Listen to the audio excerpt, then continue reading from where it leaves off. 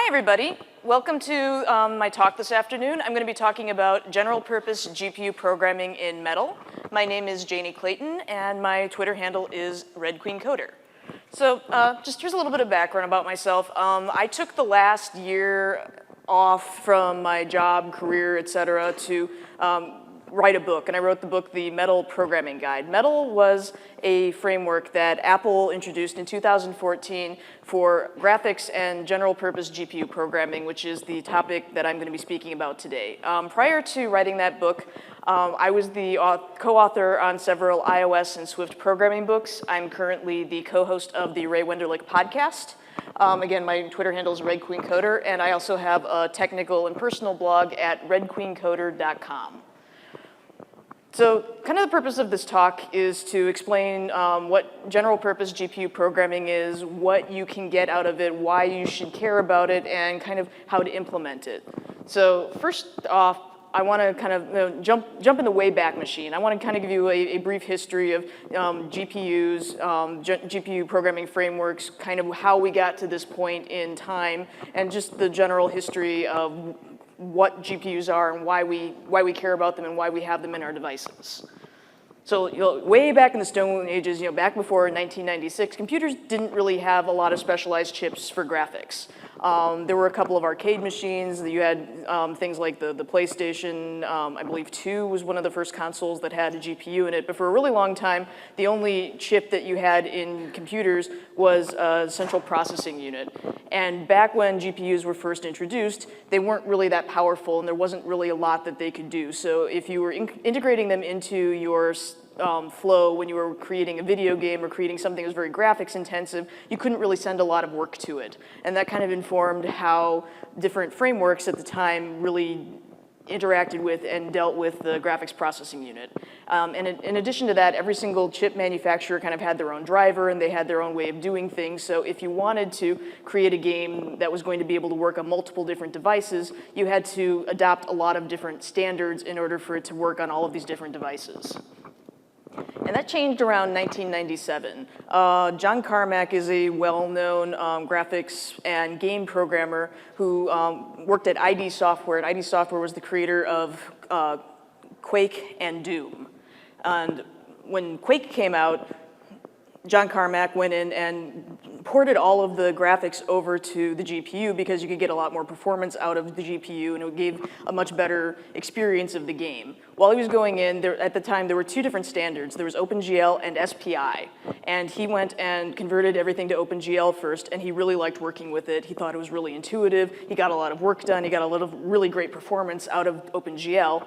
And he got to the point where he had to port everything over to SPI, and he was just like, okay, this is garbage. This is horrible. I hate working with this. This is a pain in the neck. I'm going to make a unilateral decision that anybody who wants to have Quake on their platform is going to have to adopt OpenGL. And so since Quake was a fairly large and popular game, all of the different platforms really wanted to be able to use Quake, and so they all adopted conformance with OpenGL. So since all of these platforms already had support for OpenGL, it kind of became a de facto standard for the last 25 years that if you wanted to do something in graphics, you could do things in OpenGL, and you could write once and read everywhere. So OpenGL is an API that was introduced in 1992. And it really became prominent in 1997 when John Carmack adopted it for Quake. But in 1999, NVIDIA released its GeForce 256 GPU, and that kind of popularized the term graphics processing unit, and that was one of the first real performant GPUs that started to become available in a lot of different computers. When it was originally introduced, it had a fixed function pipeline, which meant that there was a bunch of state that you had to set on your GPU. You couldn't really get a lot of specialized graphics effects from this pipeline because everything was hard-coded. And in 2004, after GPUs became a lot more powerful, they added the ability to do a programmable pipeline where you could go in and you could create specialized lighting functions and specialized mapping functions, and there were things that you could do to create really awesome, cool effects that weren't really possible before 2004. And around that same time in 2003, OpenGL ES, which stands for Embedded Systems, was introduced, which is basically what you use if you're going to be doing any mobile development on like an iPhone, an Android. I believe OpenGL ES is what is used in consoles. So like this has kind of been the paradigm that we've had for the last 20 years of doing graphics programming, is that everybody does it in OpenGL. But over the last 5 years, as GPUs have become a lot more performant, people in the research community have become very interested in them. We came out of an AI winter back in 2012 with the creation of convolutional neural networks, and research scientists figured out that the types of work that a GPU could perform would be ideal for going in and training neural networks. And they were cheaper than going and building dedicated like server farms, and so they became like a cheap way that research scientists had of going in and like training neural networks, and it became a really big thing in the last couple of years to be able to program a GPU to do things other than just graphics. And because OpenGL came out like 25 years ago, it wasn't really created with the intention that you would be able to do anything with it other than graphics. So the entire pipeline of OpenGL is basically just streamlined for graphics. Up until 2014, you couldn't do any general purpose GPU programming on the iPhone because there wasn't a framework that enabled you to do that. So since we're now getting to the point where GPUs are being used for things other than graphics, there have been a couple of new next generation frameworks. And the two biggest ones are Metal and Vulkan, and then another one is DirectX 12. Vulkan was created by the Kronos group, which are the people that own OpenGL, and I believe they've just recently added some general purpose GPU programming functionality to it. But for the most part, these are considered to be graphics programming frameworks, and the general purpose stuff is just kind of like an add-on that's been created in the last couple of years, and it hasn't really been a focus of a lot of attention from people who are really interested in GPU programming until recently. So one reason I'm here to talk to you about this is because there's been a lot of progress made in the last couple of years on this topic, and I feel like a lot of people aren't really aware of the fact that this stuff exists. So I've been talking a lot about GPUs and graphic programming units a lot. So at this point, you're probably wondering, like, what is a GPU? Why are you telling me about this? Why is this special, and why should I care? In order to answer that, I need to explain a little bit about what actually constitutes a GPU. So when you have like a GPU and a CPU, all of these are they're computer chips, and they're covered with different types of circuits. And one specific type of circuit that exists for these chips is called an algorithm logic unit. An algorithm logic unit is an electric circuit that performs mathematical operations on binary numbers. Now, CPUs have some algorithm logic units, but a CPU is a generalist. It has to do a lot of different types of things. It needs to cache data, it needs to be able to do conditional logic, and it has to be able to perform a lot of different stuff. So what a GPU is a GPU is a very specialized chip that has maxed out all of its available real estate on these algorithm logic units. And algorithm logic units are really cool because they allow you to do parallel processing. So like, one thing, anybody who's worked with computers knows that you have like multi-threading. So you'll have like 16, 18, like 36 threads going at any given point in time, but not all of these threads can be executed at the same time. If you have a dual core processor, you can only perform 2 actions at the same time. If you have a quad core processor, you can only do 4 actions at the same time. One really cool advantage that you get out of using a GPU is that each one of these algorithm logic units counts as its own core. So if you have like 1,056 different algorithm logic units on a GPU, that means you can do 1,056 separate processes all at the same time. So that's kind of like, you have a difference between parallelism and concurrency. So with concurrency, like, you can have multiple things going on at the same time, but only one operation can be performed at any given time. And with parallelism, you can have multiple things happening all at the same time. And this really adds a lot of performance to what you're able to do with the GPU. So it's really in your advantage to be able to move as much work over to the GPU as you possibly can. So now at this point, you're probably wondering, what is it the GPU can actually do? I've been to parallel programming talks talking about GPU programming where people will come up and get really excited and say like, oh, GPU programming is totally like, the future of computing, it's gonna change the world, and everybody's gonna be doing this in like 10 years, but then they never actually tell you what you can do with the GPU. You're like, well, can I put my user interface stuff on here? Like, what is it that, what is this work that I can take and I can move over to the graphics processing unit? So right now there's some common tasks that you can do with the GPU. And the first one, of course, is namely graphics. If you look up GPU programming, generally speaking, like 90% of the information out there is going to be about graphics because that's been our predominant paradigm for the last 25 years, was that you do graphics on GPU. And in the last 5 years, the research community has become very interested in GPUs for specifically deep learning and neural network training. One thing I did want to mention is Metal is a framework that works on the iPhone, and it allows you to actually like implement a neural network, but neural networking has two different components to it that have to be done separately. So the iPhone can actually take a neural network and run it on the phone, but it can't train the data model that goes in and actually informs how the neural network is set up. One of the more popular training frameworks, ImageNet, has 180 gigabytes worth of images, which is larger than most of the hard drives you have on the iPhone, and you probably wouldn't really want to go in and train a neural network on an iPhone anyway. So just kind of keep that in mind, that there's two different tasks that the GPU is capable of performing, and one of them can be done on the phone, and the other one has to be done on a much larger system. And I'll be getting into more detail on that a little bit later. And basically, like anything that requires a lot of linear algebra or vector calculus processing, which again includes graphics and machine learning and machine vision, those are things that you can offload to the GPU. So the GPU can't really take over your user interface stuff, it can't take over your network calls. It specifically can only do things that require a lot of mathematical computation. So now I'm going to transition into talking a little bit more specifically about the Metal framework from Apple. Like I said, Metal was introduced back in 2014. I had been really interested in seeing if Apple was going to adopt another standard, OpenGL, that would allow you to do general purpose GPU programming, and I was really excited when Metal came out because it was the first time that you were able to do general purpose GPU programming on an iPhone.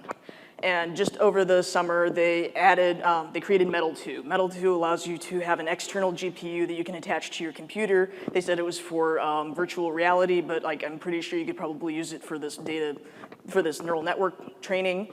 And they've shown a lot of interest in this framework. Every single year, they keep adding more and more functionality to it, and I really do think that it is one of the foundational future technologies that Apple is really putting a lot of their resources behind. So the way that Apple has set up their GPU programming framework is there are a couple of different types of work that they've specified that you can send to the GPU. And those are rendering, MIP mapping, blit, and compute.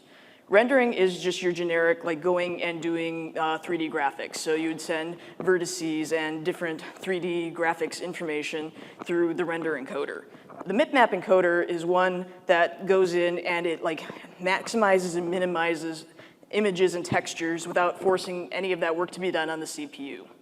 The blit encoder is a way of taking data that exists in one type and then converting it to another type, again without touching the CPU. And the main one that we're going to be talking about that all of the different Apple GPU frameworks are built on is the compute encoder. So one thing I noticed when I talked to people about Metal is that people don't really have a visceral understanding of what Metal actually is. Like, people think that Metal is a 3D graphics programming framework, and that's not really the case. Metal is a framework that allows you to bundle data and format it and send to the GPU to be processed and returned and to do something with that formatted data. So all of the different objects, encoders, buffers, et cetera, that exist in the Metal framework exist to encode data in such a way that it can be sent to the GPU and it can be processed. The data has to be encoded into a Metal resource type. You have state that is encoded into a render encoder or command encoder that is then set up to a command buffer, and the command buffer is enqueued by all of these different queues, and they manage the work that is scheduled and sent to the GPU. And then once that data has been processed, it's brought back over to the CPU side, and it is rendered, displayed to the screen, or it's used by the CPU in some way. One of the components that you have on the command encoder that doesn't exist on any of the other ones is your ability to create threads and thread groups. And a thread correlates to a single unit of work that is being processed by the GPU. You can organize threads into 1, 2, or 3-dimensional matrices called thread groups. So like if you had a row of data, that would be a 1-dimensional thread group. If you had like a set of row and columns, like in an image, that would be a 2-dimensional thread group. And then if you had multiple slices of images for doing something like convolutional neural networking, that would be a 3-dimensional thread group. And because all of the different GPUs have different requirements and different capabilities, every single one of them has a different maximum thread group. So you can't just hard code that you're going to have like 1,000 threads for each one of your GPUs, because that might work fine on an iPhone X, but it might not work on an iPhone 5S. And there are methods built into Metal to go in and calculate whatever the maximum thread group is, so you don't have to worry about that. You can just go and call that method. So after you take all of these different pieces of data and you encode them and you send them over to the GPU is then responsible for processing it. And you write programs on the GPU in what is called a Metal shading language, or MSL, and you put it together in Metal functions. So it's a little bit confusing, but in Metal, instead of calling everything a shader, everything's called a function. They can be kind of used interchangeably, but that can be a little confusing if you're going through and they're talking about Metal functions, and it's like, well, what do you mean by a Metal function? So there are 3 types of Metal functions. There's vertex, fragment, and kernel. If you have any familiarity at all with OpenGL, you'll recognize vertex and fragment shaders, because those are part of the rendering pipeline for doing graphics. And the kernel shader is the one that you need to use if you're going to be doing general purpose GPU programming. So the Metal shading language is similar to other shading languages like the OpenGL shading language. So if you have familiarity with GLSL, or you read books about the OpenGL shading language, like I have a number of cookbooks that talk about how to do different texturing and different effects in GLSL, those are almost completely directly translatable over to the Metal shading language. The only thing that changes is how you actually pass data from the CPU over to the GPU.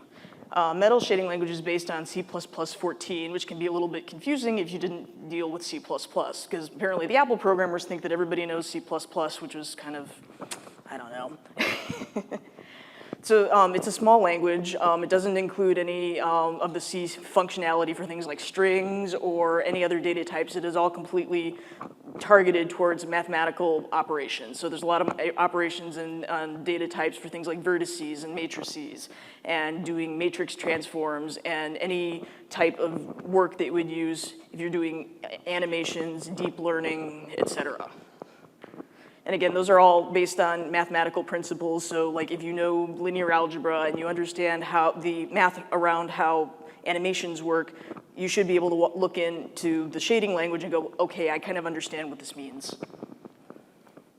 And I mentioned before that the way that the CPU and the GPU interact is a little bit different in Metal than it is in OpenGL. So again, data is encoded into buffers that are accessible by both the CPU and the GPU. But the GPU, when it receives this buffer of data, it just sees a giant blob of X number of bytes. So let's pretend like you're sending some vertex and color data over to the GPU. The GPU looks at this buffer of data and it sees 32 bytes. And it goes, okay, I don't know what this is. This could be this could be 2 different float 4 vectors. This could be 32 binary variables. I don't know what I'm supposed to do with this. So one of the important things that you need to do as a programmer is you have to make sure that you create a data structure on both the CPU and the GPU side that decodes for each of them what all of this data means. So that way, when the GPU gets this buffer of data, it can go, okay, I have a map here that tells me that the first 16 bytes are color data and the second 16 bytes are vertex data. Now I know how I can take this and I can apply it to all of the algorithms that I have inside of me as a shader. So one framework that all the stuff I've been talking about before, that's just kind of the base functionality of how the metal compute encoder and command structure works. There are a number of other frameworks that have been written on top of that that allow you to not have to do a bunch of boilerplate code and be able to implement more powerful things by building on top of that structure. And one of those is the metal performance shader framework. How many people here are familiar with OpenCV? Okay, we got a couple. So metal performance shaders were kind of Apple's response to OpenCV. OpenCV is written in C++. It's been around forever. It's really clunky. If you want to go and you want to work with Swift, you can't really work very well with OpenCV because Swift doesn't have a lot of support for any C++ libraries. So the reason that they included this and they created this is because there are a lot of common operations in neural networks and machine vision and et cetera that there's not really any point in everybody having to roll their own implementation of it. So like a Gaussian blur is going to be a Gaussian blur whether you write it yourself or if somebody else writes it. It's the same equation. There's not really a point in making every single programmer who wants to use a Gaussian blur go in and write their own Gaussian blur function. So you don't have to go in, you don't have to reinvent the wheel, you don't have to go and write the same shader code over and over again. But more importantly, because this is such a common operation, Apple's engineers went in and they actually figured out and optimized this Gaussian blur functionality for every single GPU that they have. So they did a lot of work for you that you don't have to do by going in and tuning, and it can go in and figure out what GPU this is running on, and it'll give a different implementation based on whether it's an iPhone 5S, an iPhone X, or it's a Mac, which is a really awesome thing to be able to add. So as of right now, there are 3 types of metal performance shaders available. There's shaders for image processing, neural network creation, and vectors and matrices. And I'm only going to be talking today about the image processing and the neural network ones because the vectors and matrices are fairly self-explanatory. So the type of image processing that the metal performance shaders give you is not the same type that you would have for something like Instagram filters. There's another framework in iOS called Core Image that has a lot of really cool photo effects that you can apply to images, but this one is very specifically targeted at people who are working on doing machine learning and machine vision. So there are morphological operators, there are convolutional operators, thresholding, statistics, scaling. These are all things that mine data out of images and can give you information necessary in order to be able to analyze and make determinations about images that you're processing. So I'm going to talk a little bit about one of the big, cool, buzzy type technologies of the last couple of years, and that's neural networks. Now, when I went and started writing this book, I thought neural networks sounded really cool, but I really didn't have any kind of understanding of what a neural network actually was. I knew that it was something that was really cool, and if you told people you were working on neural networks, people were like, whoa, that's really awesome, but there just wasn't a lot of information out there for beginner level people who were interested in getting into neural networks. There was a lot of information about how to build one in Python and how to set something up, but it didn't really say about what it was or how it worked. So the next part of my talk is going to be about trying to explain a little overview about what a neural network actually is. So we as human beings, neural networks are an attempt to try and mimic the way that we as human beings think and make decisions. So when I'm going to talk a little bit as an example of a problem that a lot of us have probably faced in our career, and that is whether or not we want to relocate to San Francisco. So when you're making a decision about doing something like relocating to San Francisco, there are a bunch of things that you have to keep in mind. If you know that your commute is going to be more than half an hour long, how important is that to you? How is it important to you to own a house or live within a vibrant developer community or earn $150,000 a year or be able to take your dog to work? These are all different aspects of this question that can be answered with a yes or no. Is your commute half an hour? No. Can you own a house? No. Can you take your dog to work? Yes. And these all will change depending on where you're looking, where you're located, et cetera. And these can be put into a network layer where it will go through and it'll determine each thing, yes, no, et cetera. And those values will all be summed, and then if the sum reaches a certain critical point, then the function activates, and then you go, yes, I'm gonna relocate to San Francisco, and if it doesn't quite get to that amount, you go, no, I really don't think I am gonna relocate to San Francisco. And all of these inputs, these are all neurons, and each one of the neurons is connected to another neuron until you finally sum it down to an output neuron, which is the one at the end. Now, since not everybody has relocated to San Francisco, and some people, have, and some people haven't, you might be kind of thinking, well, how does this work then? Because shouldn't everybody have the exact same outcome if this could be a logical operator? And that's the way that changes is you have weights and biases. So we, as individuals, we all have different priorities. We have different things that we particularly care about. So because for some people, earning a lot of money isn't that important. For some people, owning a house is really super important. For other people, it's not, because we all have different things that are important to us. All of these different decisions that we make have different weights and have different biases. I talked a little bit earlier about training a neural network to go in and perform functionality. What the training process does is it determines these weights and biases. So it'll look at a series of images, and it will make determinations based on what it sees in order to figure out whether something works or doesn't. So I'm sorry, I have to bring in the infamous hot dog, not a hot dog. The way something like this would work is that the neural network training process would be presented with 5,000 images of hot dogs in various configurations. As you can see in this particular configuration, there's a bunch of them together in a plastic package. So the neural network would go through and it would look at all of the different images of hot dogs. It would look at them with buns, without buns, with condiments, in packages, out of packages, et cetera. And after looking at a certain number of them, would begin to learn, okay, hot dogs have a specific shape, hot dogs have a specific color, hot dogs have a specific, form factor that it understands. And it knows when it looks at the dog that the dog is not a hot dog.